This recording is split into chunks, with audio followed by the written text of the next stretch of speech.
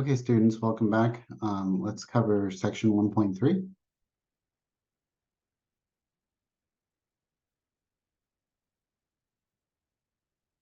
Okay, section 1.3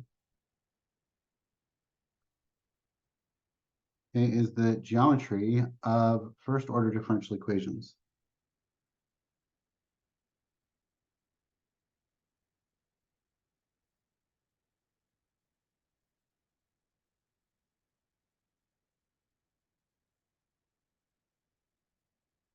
Okay, differential equations. And so we want to ask ourselves, what is a first order differential equation?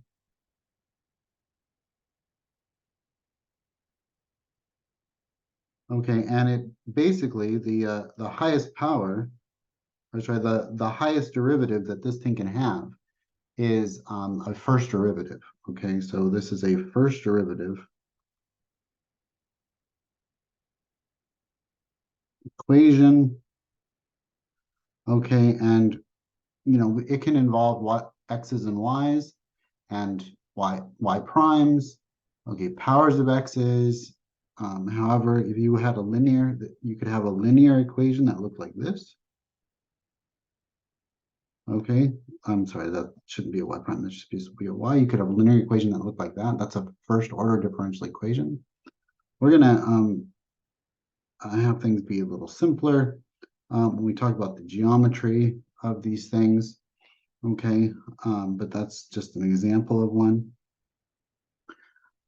So let's jump into an example and see what if we get the geometry in two dimensions. Okay, so find the general solution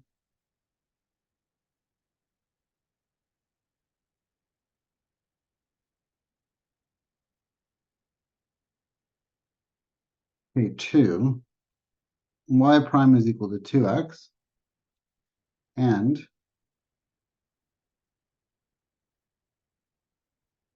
sketch the corresponding family of curves.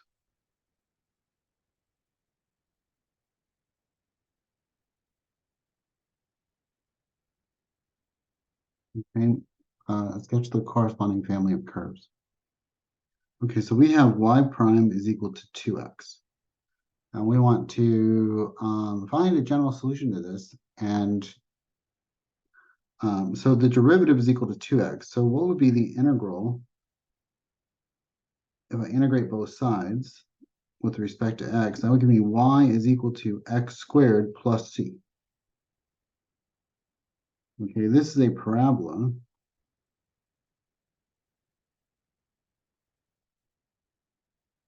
Okay, y equals x squared shifted along the y-axis.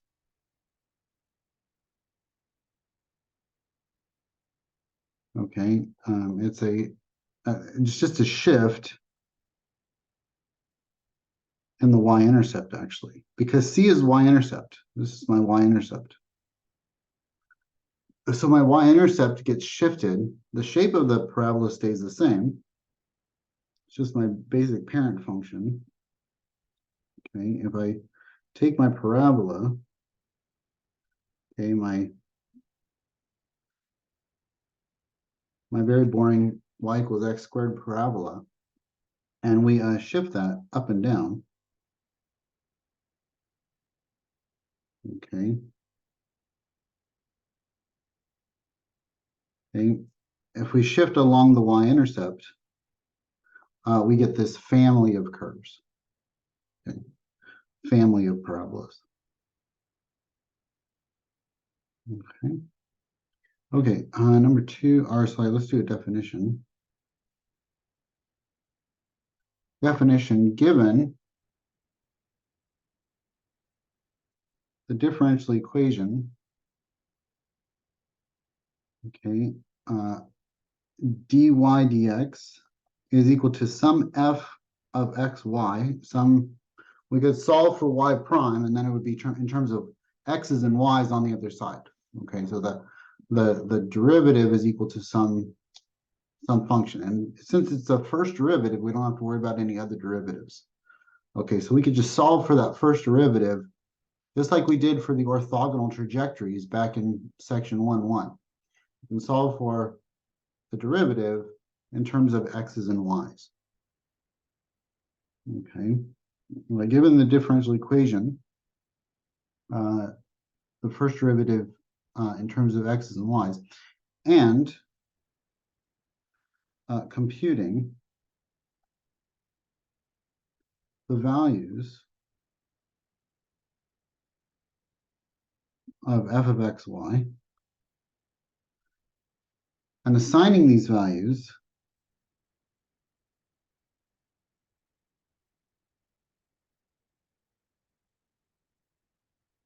as the slopes of small line segments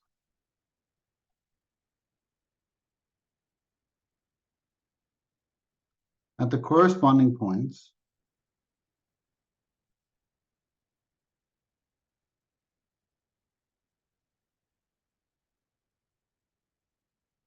x, y, produces a sketch called the slope field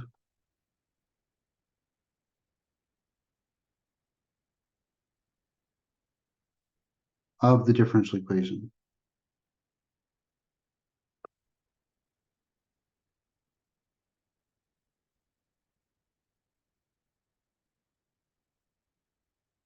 Okay. Yeah, let's write that a little bit better. Okay. So let's do example 2 here. I want to sketch the slope field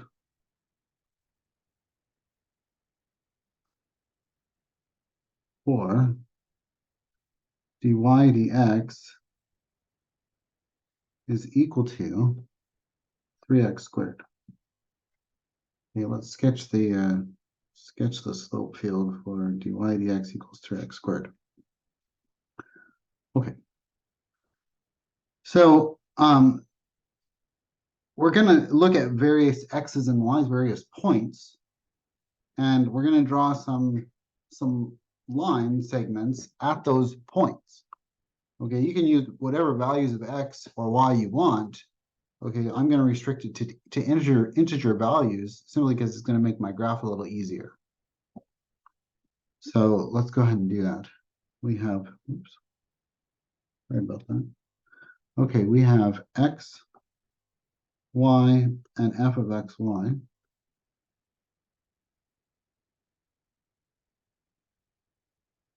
Okay, so x, y, and f of x, y. Okay, and we'll have some various values here. Okay, and I'm going to create an integer grid. Okay, so let's see what we can do here.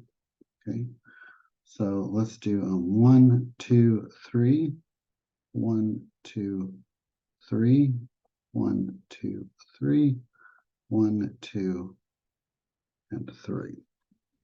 Okay, let's get a grid of these. We're going to go, it's going to have 49 grid points. 2, 3, 4, 5, 6, 7. 1, 2, 3, 4, 5, 6, 7. 1, 2, 3, 4, 5, 6, 7. 1, 2, 3, 4, 5, 6, 7. 1, 2, 3, 4, 5, 6, 7. 1, 2, 3, 4, 5, 6, 7. 1, 2, 3, 4, 5, 6, 7. So I've basically created a 7x7 grid of grid paper. Origin is in the middle. Okay, that's at 0, 0. So what is happening at the origin? Well, what's the slope of the tangent line of my general solution? Okay, well, I plug the 0 into my derivative for x, and that becomes 3 times 0 squared, which is just 0. Okay, so what's a slope of 0 look like? Well, if we do a small line segment, that's a horizontal line. Slope of 0 is a horizontal line. Okay, and it doesn't matter what my y value is, the derivative is dependent upon x. Okay, so if I let x be 0 but y be 1, I would get the same slope. Okay, so 0, it didn't matter what y was. If I'm at 0, 1, which is right here, okay, I get the same slope of 0. No matter where I'm at on the y-axis, I'm always going to get a slope of 0. Okay, so that's good.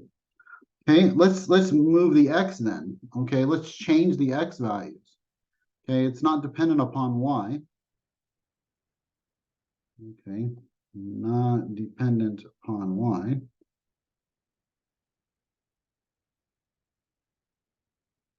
So let's just change my x values. Instead of 0, 0, 0, maybe we'll do 1, 0.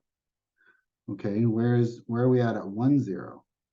Okay, that's here. So what would the slope be? The slope would be 3 times 1 squared, which is 3. So that would be a slope of 3. So I want to generate a slope of 3. Okay, for all of these x values when x is 1. Because again, it doesn't depend on what y is. They're all the same. Okay, what about 2? If we did 2, 0. Okay, 2, 0. What would generate that? That would be 3 times 2 squared, which is 4 times 3, which is 12, right? So that's 12. That's going to be much steeper. Okay, so it's slope of 12, much steeper. Much steeper. And if we went out to 3 here, I think it'd just be incredibly steep. Because that's going to end up being 3 to the third, which is 27. That's a really steep line. So let's do 3, 0.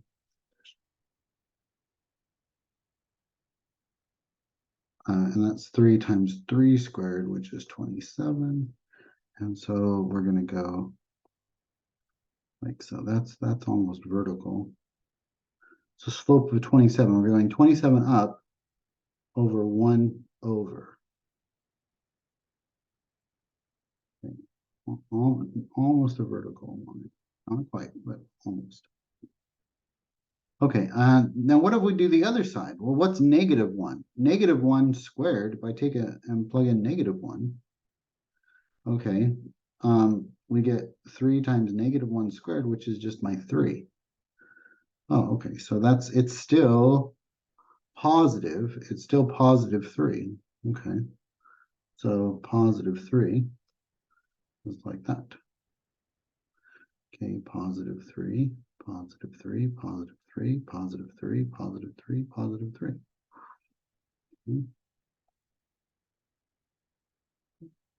Okay, and then what if we did negative 2? We kept going. That would be positive 9. Well, that's a little steeper. Okay, again, it's only dependent upon the x values. And then 27, that's, again, almost a vertical line.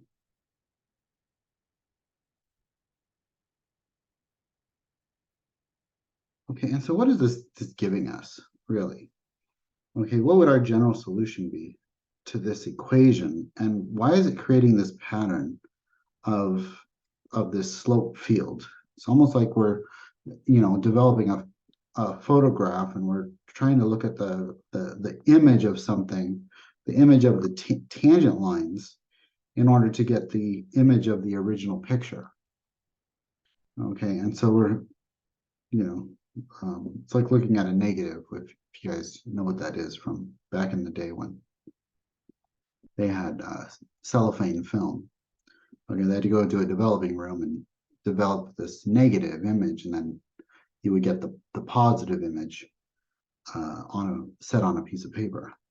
Well, it's almost like we have this negative image, this image that's being produced. If I were to have an infinite number of these slope fields, you'd see a, you know, a lot of, you know, a distinct pattern of family of curves that would arise from that. But let's just solve real quick. What is this? Y prime is equal to 3x squared. Then if we integrate both sides, y is equal to x cubed plus c. Oh, okay. So this really is just an x cubed graph, okay? So if c is 0, we would go through the origin and we would get, we would get a curve, okay, a curve of looking like this. It's a serpentine curve, kind of would go up like that, and then it would hit the, oops, not out there. Oops. Let's go back. Come on, there we go. Back a little bit more. It would go up like this, would hit there, and then it would keep going up. Okay, and so we get this kind of serpentine curve. See if I can fix that up a bit nicer. Okay.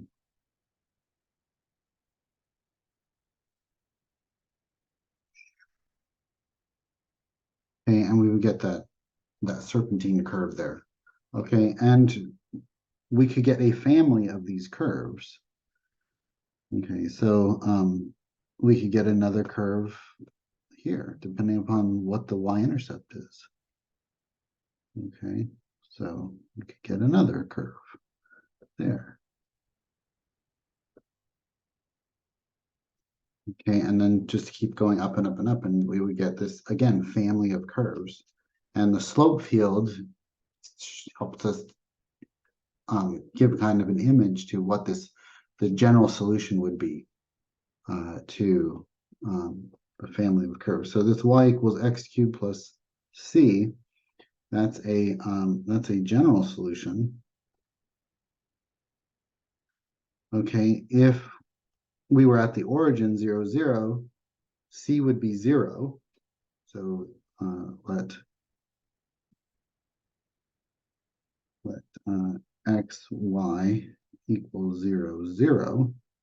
We plug that in, we get 0 is equal to 0 cubed plus c.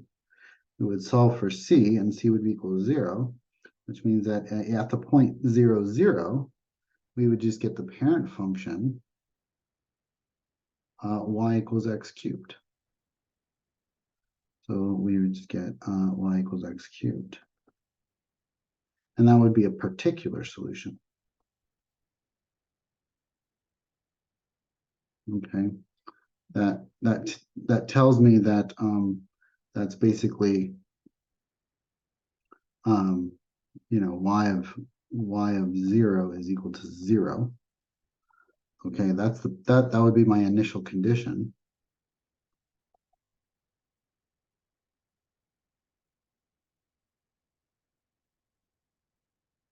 Okay, for this particular solution, that I would be given that value as 0, 0. They'd say, oh, well, where do you want this solution to be? And I'd be like, oh, well, I want it to start at 0, 0. And so if I'm given this initial condition of y of 0 is equal to 0, then I can get that particular solution. Okay, and I could choose a different point. That would give me a different particular solution. Okay. Okay, well, that's 1.3, and I'll see you in the next video.